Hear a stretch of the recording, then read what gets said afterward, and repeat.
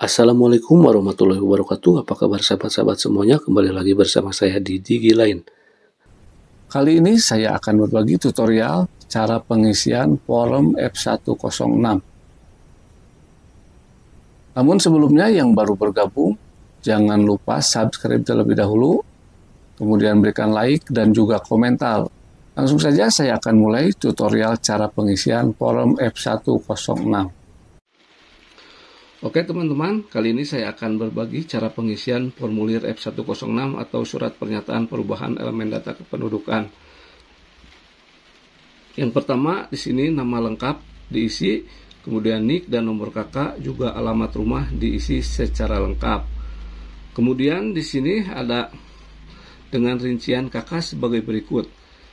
Di sini semua anggota keluarga dimasukkan lengkap dengan NIK dan SHDK-nya serta keterangannya.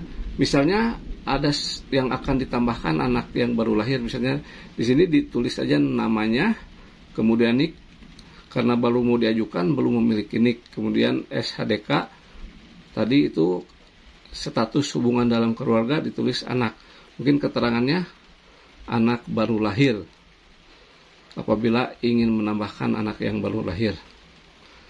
Selanjutnya untuk perubahan pendidikan dan pekerjaan.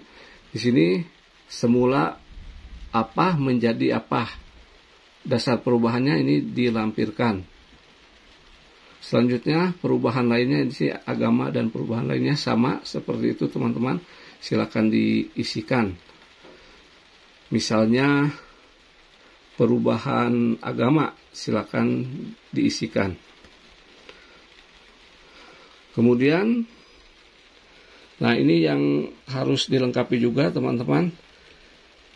Ini tanda tangan di atas materai. Ini materai 10.000 ya, silakan dilengkapi.